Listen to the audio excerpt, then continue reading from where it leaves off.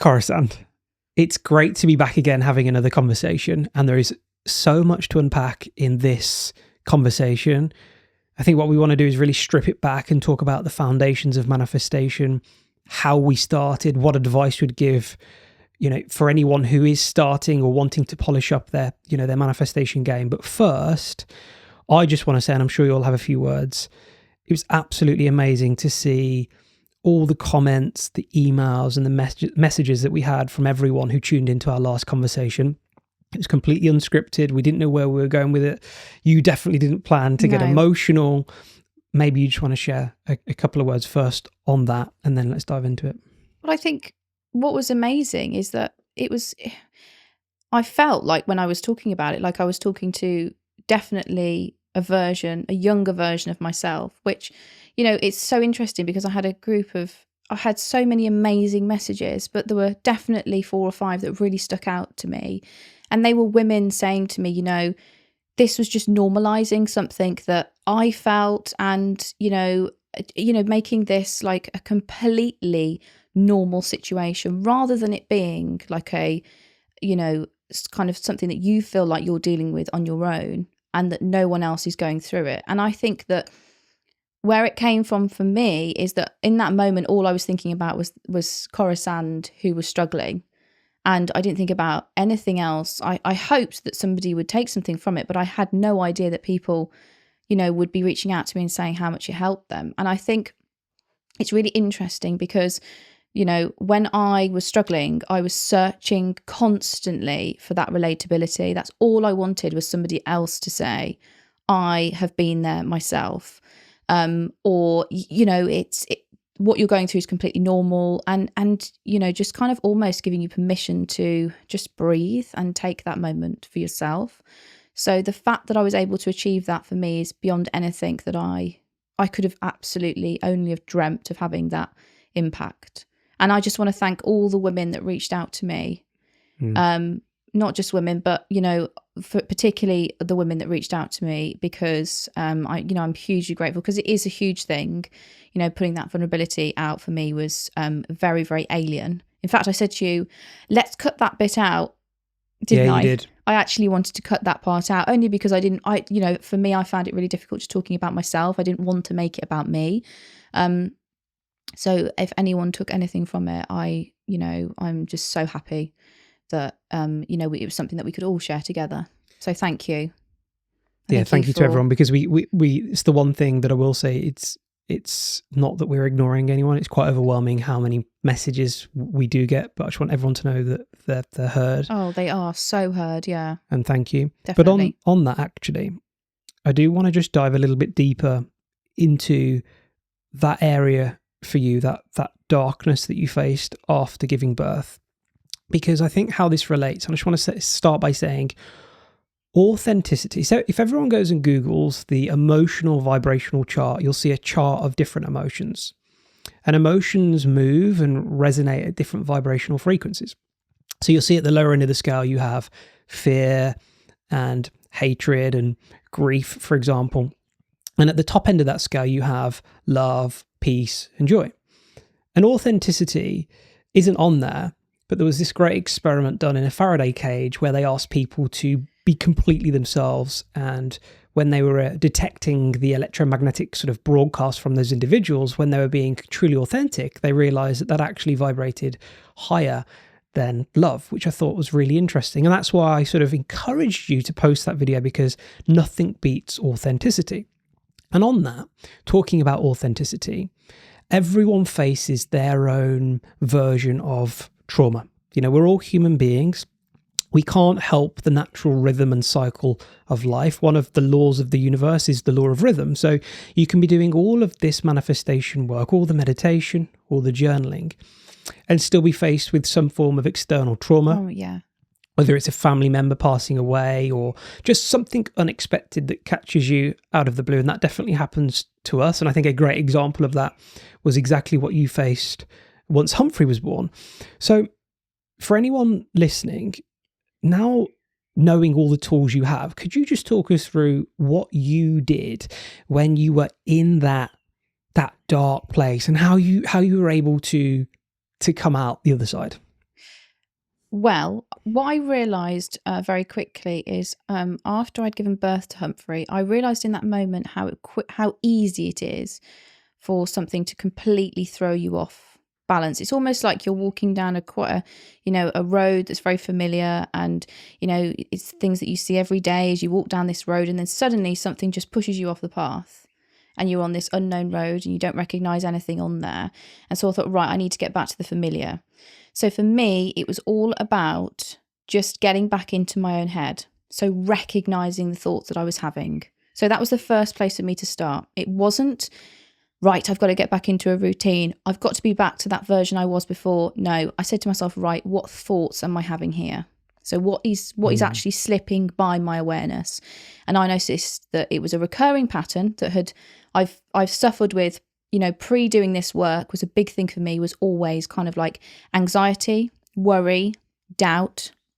Definitely, that feeling of not feeling quite good enough, and feeling very kind of sometimes out of my depth in different situations. So I could feel that creeping in.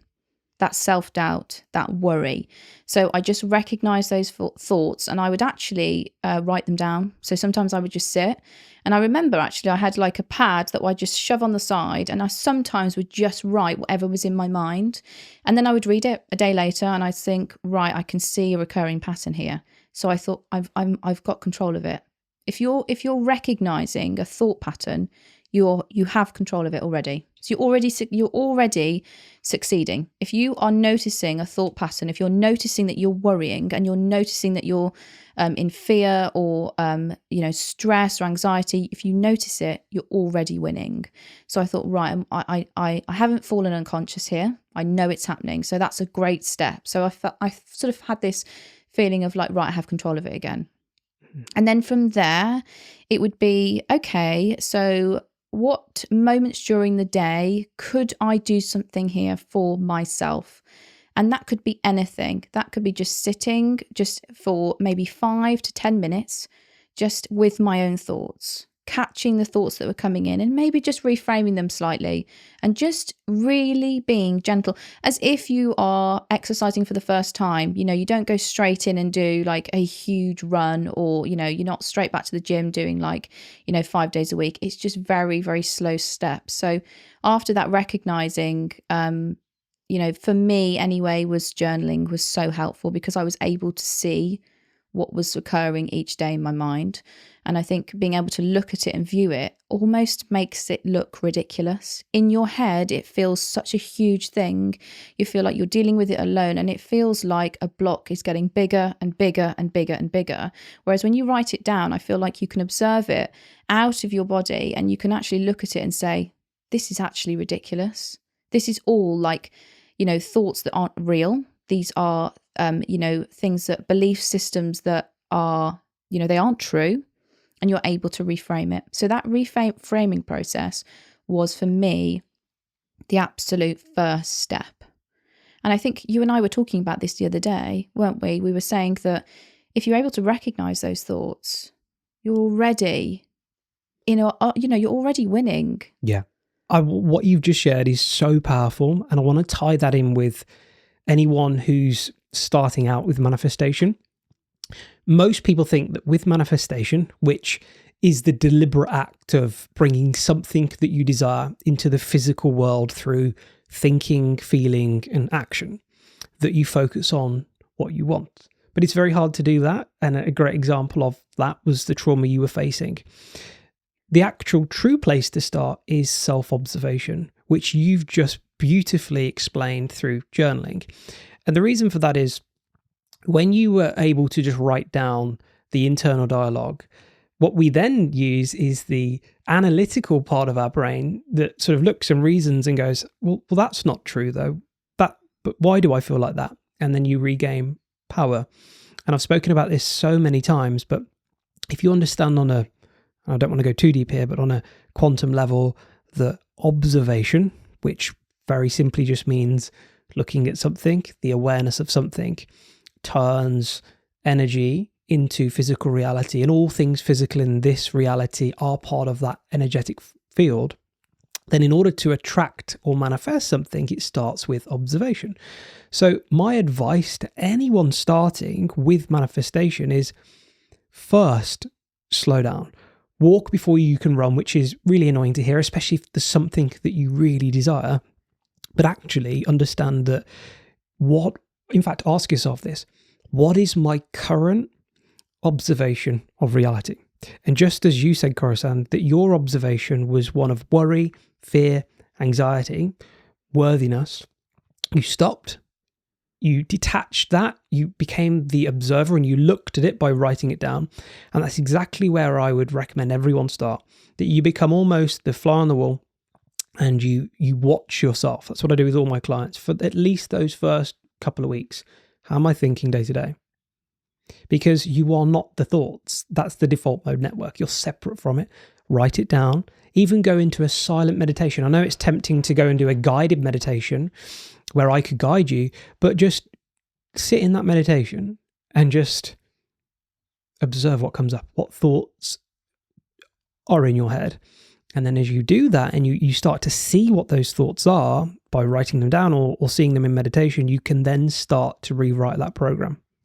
Would you agree? Oh, 100%. And I think people think that you've got to have this, routine set out. There's some sort of magical thing, that you've got to do, this routine that's really complicated. It actually isn't. It's really, really simple. Yeah. And it's just becoming, and I think also it's really interesting because I sometimes see a lot of your messages that come through, and a lot of people are quite confused about journaling because I think they think that they've got to do some diary entry and it's got to be like super complicated. It's got to be some, huge paragraph of some meaningful. It actually, the more unmeaningful, the better in a way, even if it's taking everything out of your brain. And I think if you're someone that worries and you're someone that's very internal, you'll have these very internal thoughts. It is absolutely perfect because I think even if you carry it around with you, which sounds silly in those first early days, and you just write down, okay, I'm worrying about this and this is how it's so interesting because our brains can, our brains know when to say something isn't real and when it is. In the day when we're conscious and we're awake, we can tell when something's a cartoon or when something's like real life TV or whatever. So it's the same with your journaling. It's the same with your thoughts, but it feels very, very real when it's inside your head because it just keeps expanding. But when you can see it on paper, it's funny because you read it and you can say, God, this looks ridiculous. This sounds ridiculous. And you can actually kind of make fun of it in a way. That's so true. And I think seeing that is like the first stage. But it's interesting because something I think that I think people will be very interested to hear your thoughts on is that manifestation, if you're starting for the very, very first time and you're hearing a lot of, people are talking about manifestation and it's quite, a lot of people make it very complex and people just want to know, where do I start from where I am now in my life? How would you suggest people start? So I've spoke about the observation, that's really important. First, just understand who you're being. Who you're being is how are you thinking? How are you behaving every day? And it's really simple because I think everyone knows what they want. They might categorize that as more money, to be in a relationship, to buy my dream home, to get pregnant and have a family, to get out of my job that I'm unfulfilled in and start a business. So everyone has a broad idea of what they want.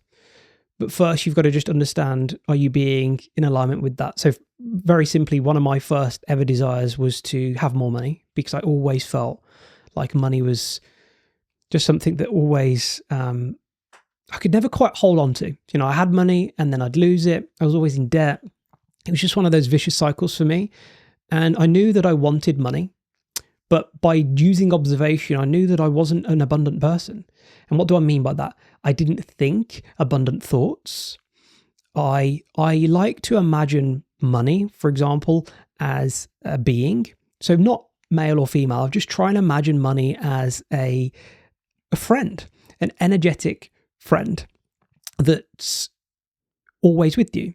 And what helped me is I thought to myself, okay, well, money's what I want. If I try and imagine money as something, like a being, if I took money out with me for lunch, would that friend stick with me, based on how I'm currently thinking about money. And my thoughts at the time were, I've never got money. Money's never there for me. I've got a love-hate relationship with money. Money always lets me down. I always feel like money's running away. Just those thoughts, just through my observation. And I thought, if money was a friend, would that friend actually want to be my friend? And that's so simple. And the truth was no. Why would that friend stick around? And I thought, if I start saying, I'm grateful for all the money I have, I'm grateful for money being here to help me, I love money, money's a great tool, we work together, and just change my dialogue, even really thinking about the money I had, even though it didn't feel like much, the gratitude for just money to pay even the credit card bill every month, just things like that. What that narrative did is it changed me. And as you start to change yourself, you start to notice that the external world starts to reflect that, because you attract into your life who you're being in the present moment. But to answer your question there, because that was mainly wrapped around self-observation, I said most people are quite broad. So people might struggle with what they want. They might just say happiness or peace. Yeah. What I like to say is, let me think about a 12-month version of myself. Yeah, I love this. And the reason I say that is because if you're trying to manifest something in the next few months, there could be disbelief around that. Like, how's that going to happen? If you think, in my opinion, any further out than 12 months, a couple of years, 5 years, it seems too far out. And we all know how much can change in that period of time. But we all can relate to a year going by pretty quickly. But at the same time, it seems far enough out for a lot to change. Like, if I think back in one of our previous years, how much changed, like my book deal with Penguin, getting pregnant and having a baby in the same year, buying our dream house in Cornwall. By the end of 2024, none of that existed the year before. Not even my agent, my book deal, us being pregnant, or even knowing how we were going to buy our dream house. So that's why I use the year, because it blows me away how much you can achieve, but it goes by quickly. So say to yourself, okay, if I could be any version of myself in 12 months' time, who would I like to be? You're not thinking about what you get to have. I just want you to think about the personality traits of that version of you. So for me, that was more present. If I think back to a version of myself a couple of years ago, more present, more fun, has this light energy around them. They are abundant. They lead, they provide value. Just think, and it's quite hard to do that, but think about the characteristic traits of that version of you first, the personality. And then what I like to do is then imagine I go up to that version of myself and say, look, I could be any version of me in 12 months. How did you be this abundant person? How are you so fun? How are you so free? How are you delivering so much value? What did you do? And then imagine you have a conversation with that version of yourself and allow the thoughts, the instant thoughts, to come in as truth. So for me, that was, I took risks. I put myself out there. I got comfortable being uncomfortable on camera. And really listen to the action steps that future version of you took. And then you say, okay, well, as a result of doing all these things like taking risks, putting yourself out there, saying no to energy drainers and thieves, you're now this version, this abundant, fun, free, valuable person. Show me what you get to have. And then this version of yourself shows you what they get to have. This amazing business, this freedom, this money. And that there, in my opinion, creates a really nice vision for that future. And what's really interesting, just adding on to that, is we all do this anyway. So we're all expected to, for example, if you're working in a job, very often you're forecasting the year. Yeah. If you're thinking about booking a holiday, you're booking in the future. We all do this anyway. But I think somehow we've been programmed to say that we shouldn't be thinking about a future version of ourselves. We shouldn't be dreaming too big, when actually you should be. And everything that you've just said there, something else that I think we should definitely stress here is clarity. Yes. So I think being as crystal clear as possible. And it's a little bit like, I think, we talked about this, I think it would have been about 2 years ago. I remember me and you were having this conversation about being in a restaurant and ordering food, and how you order the food, you're very clear about exactly what it is that you want to eat, and then you let go. And you Yeah. hand it over to someone else to cook it, to prepare it, and to bring it back to you. And I think it's very, very similar to Actually, I really like that analogy, but I think it's all about being absolutely crystal clear. So putting every single element together. So we talked about we'd go on a walk and we'd think of all the parts to our manifestation, every single part from start to finish. And I think this is what so many people forget, is they have kind of like a cloudy view. I think it's this kind of thing that I want to manifest, or this is the sort of thing that I'm aiming for. You have to be as crystal clear as possible. Yes. Not too attached to a specific outcome, because we will always have to remember it could be something, it could be that or better. But I think being as crystal clear as possible. And, you and I used to see it as sort of stages, very much that reverse engineer, that manifestation. Start, as sort of like you're walking up a staircase. And what are those different stages to that manifestation, the start to the very, very end? And I think when you're clear and you can see a clear pattern of it in your head, it feels real. It starts, and you start to rehearse that. It starts to become real. It starts to be something that you accept in your life.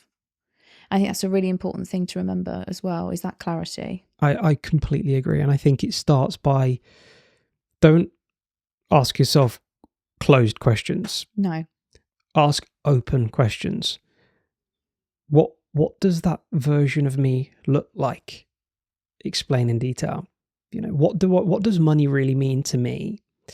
And do the be, the do, the have in detail. Like Corisande said, get really, really clear on all the details, as clear as you possibly can be.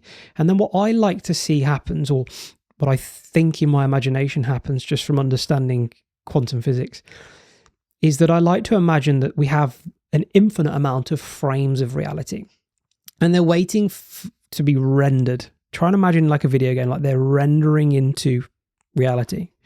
And what really is going to render it first is the conscious thought. So the real thinking and the imagination of what that life looks like.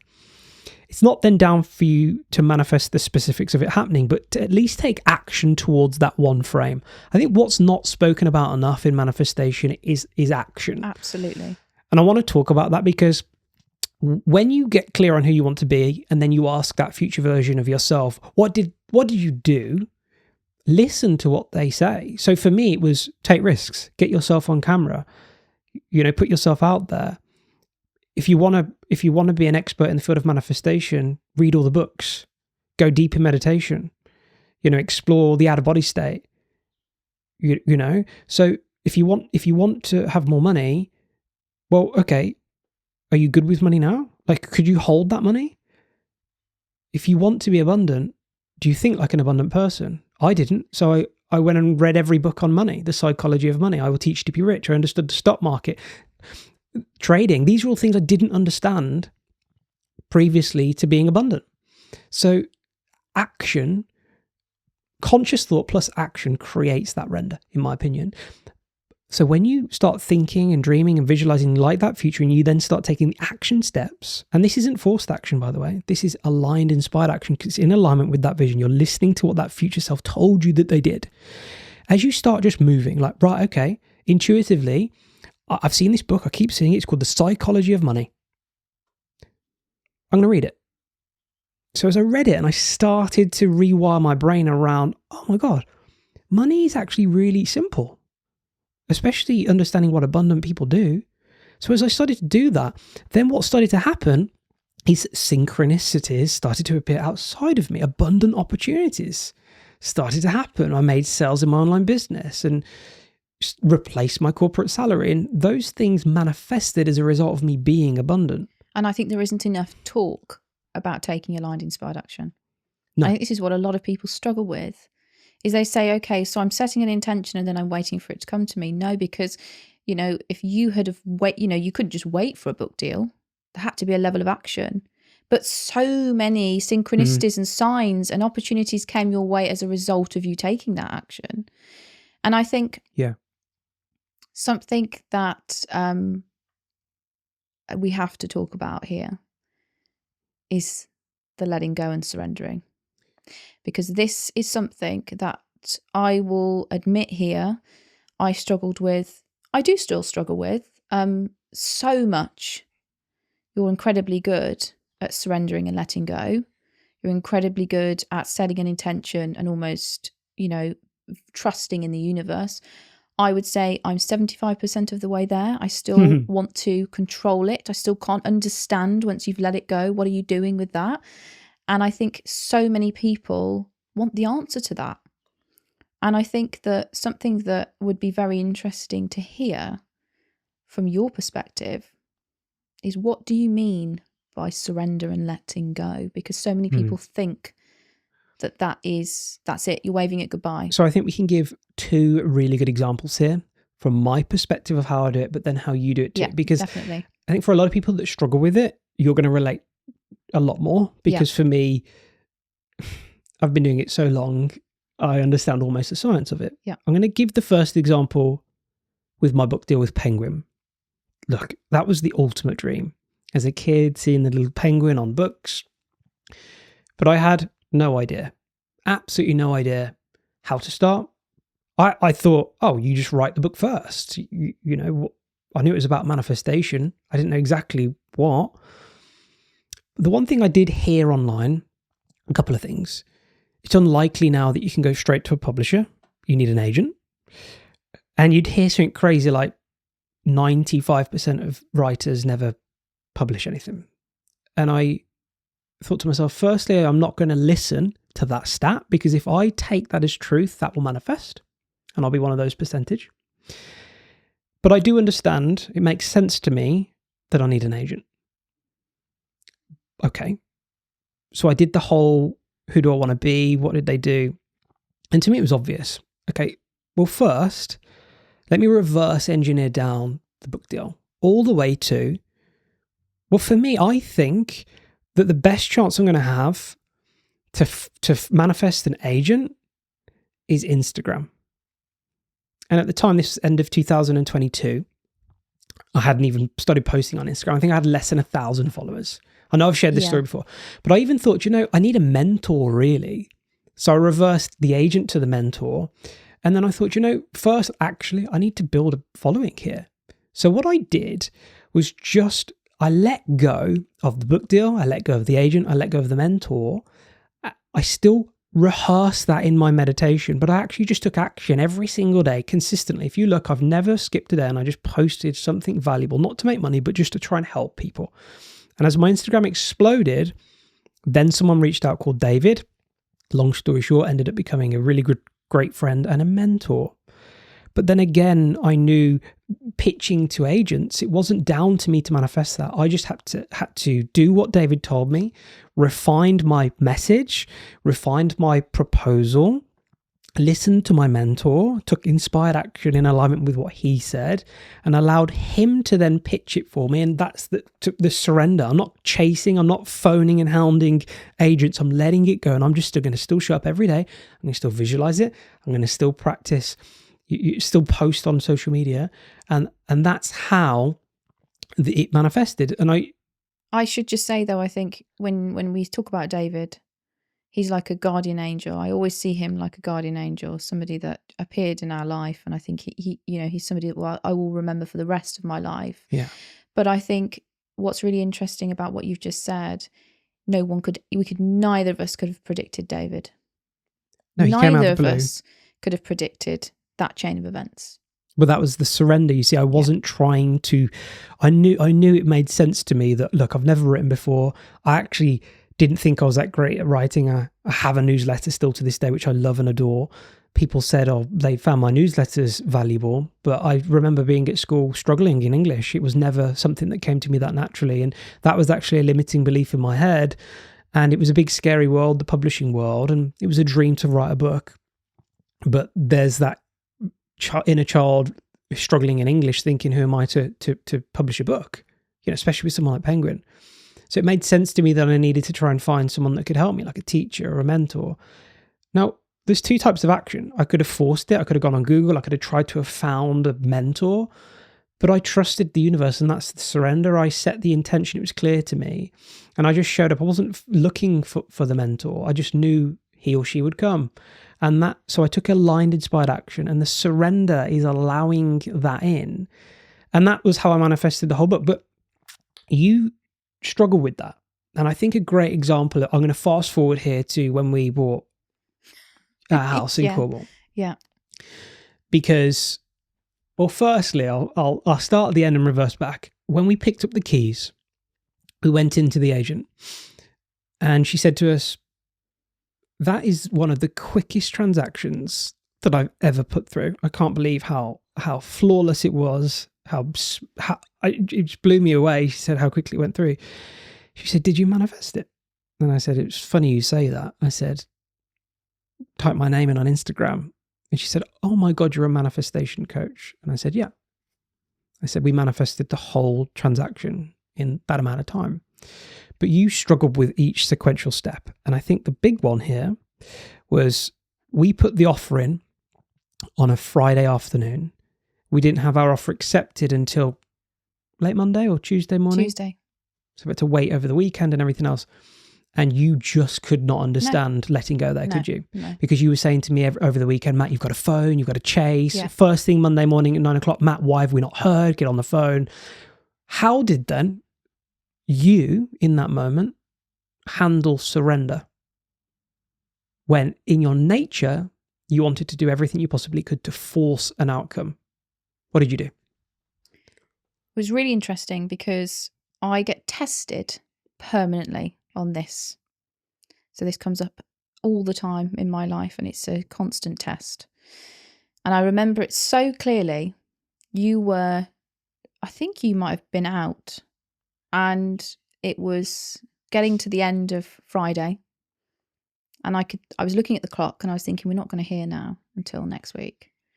And I could feel my heart rate going. I could feel that, like, that's it. They're not going to accept it. I could feel the worry coming in. I could feel the what ifs. I could feel it all coming in. It was almost like the gate had been opened and everyone was running in. So I thought, right, what can I always go back to here that's like my trusted friend in these moments? And it's meditation. Because I can quieten, I can silence my mind. And that has taken me a long, long time to do, but now I can do it. It is my best friend.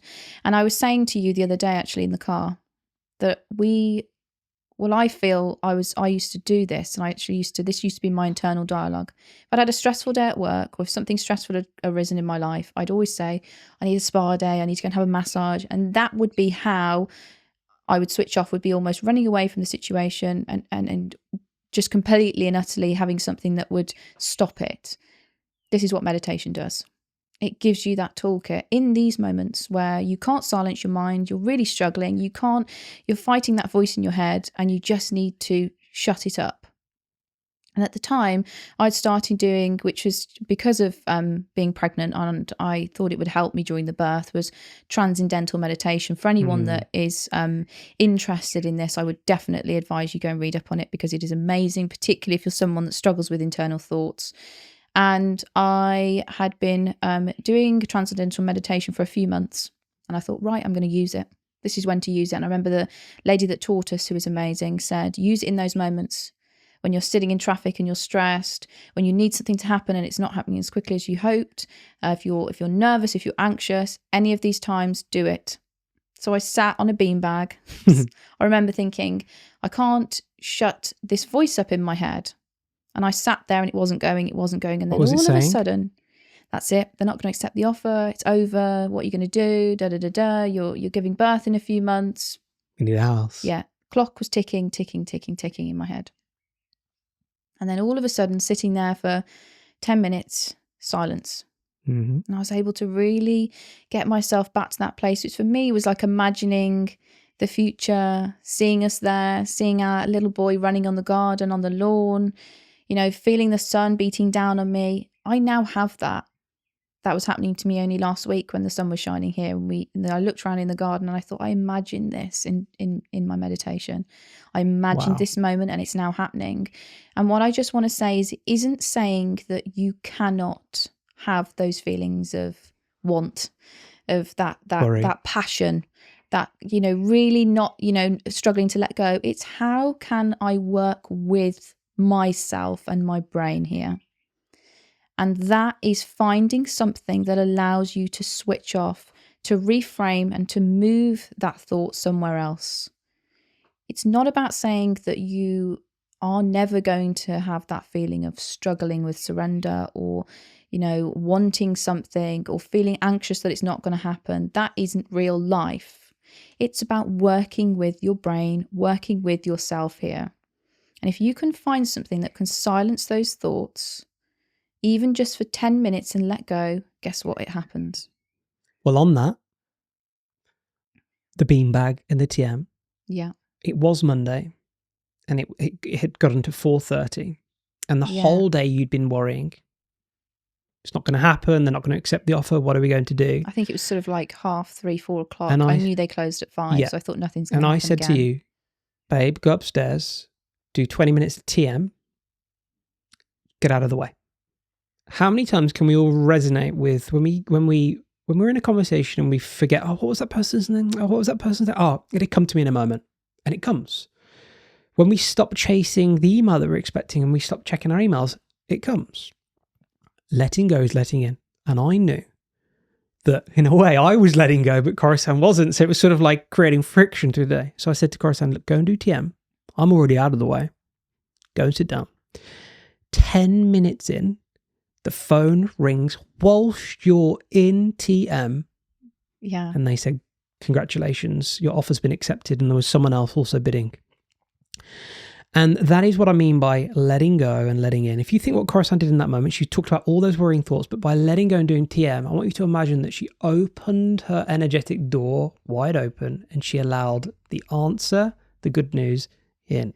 And I find an analogy, because I'm quite a visual person, I find an analogy like really helpful in these moments. And I think how you've got to see it is, imagine you've got a really narrow doorway. And imagine the only way that people can get in and out of that doorway is if it's clear. If you were to stand in front of that doorway, nobody can get in. Yeah. Yeah. So what you have to do So true. is step straight out of the way and open that door and leave it open. It's not about blocking the doorway so that people can't get in. It's about moving completely out of the way and realizing that when you move out of the way, you're allowing it all to come through. And actually that release of energy of not clinging on to something is so powerful. But when you master it, it does get easier and easier each time. I think it's very frustrating when you hear people say, just let go, because you're like, I can't. But the way of doing this is knowing that the moment that you get into that state, the moment that you start to surrender, everything just comes in. And also you feel lighter because you're shifting your energy from that control to release. And when you practice it like Corisande did there, which is a great example, it never goes. There's always, like, people, I think, possibly assume that I don't ever worry now. You're never going to stop worrying thoughts. No. Things always trigger you. And I think the more I do this work, the bigger my manifestations have become, So what happens is you become really, really good at just, literally for me, it's like a cloud. It's like I literally see, there's the thought. It's, oh my God, look at that worry. And then it goes. So here's some great tools that people can use. What's quite hard for a lot of people is stopping the cycle of thought, worrying thought after worrying thought after worrying thought after worrying thought. One of the best things you can do is to stop it by saying the word change. Yes, so powerful. When you see the thought, say the word change and you stop it. If that doesn't work, say to yourself, as you see the thought, I wonder what my next thought will be. That there changes it as well. And if that doesn't work, as you look at it and look at it and look at it, go, say to yourself, is that thought true? Is that thought true? and write it down and do exactly what Corisande said as well. And it's just the awareness that, yeah, thoughts are inside, but if you're aware of these thoughts, like Corisande was aware of the worry of, our offer not being accepted on our house, the moment you become aware of that, you have the ability to break those thoughts. So let's wrap this session. Let's wrap this conversation. There's so much we can go into, and I think let's save it for another time. Before we do, is there anything you want to just finish off with the whole surrender thing? Any final thoughts for you? I think you covered all of it, but I just think just see it like you're releasing that grip. And also that this is a toolkit. These are all toolkits, and all you're doing is you've got your toolbox and you're just adding these tools in there, and they're just tools that will equip you with different things that you go through in your life. I agree. And I think on that as well, and we'll go into this in more detail, surrender is not giving up. Surrender is no longer doing your practice. Surrender for me is just getting out of the way, if that makes any sense, getting out of the negative thinking and the worrying. TM, we'd highly recommend, because it's not even a form of mental rehearsal or visualization. It's just a mantra. It's just getting silent. So I just want to say thank you to everyone who's tuning in every couple of weeks to these episodes. We don't know where they're essentially going to go from here, but we're going to commit to continue doing them. And if you're not subscribed, please subscribe to the channel, because everyone watching, it means a lot, and it helps us grow, and it eventually helps us, expand this content and go further afield. So yeah, thanks for tuning in. We'll see you again in a couple of weeks. Yeah, thank you.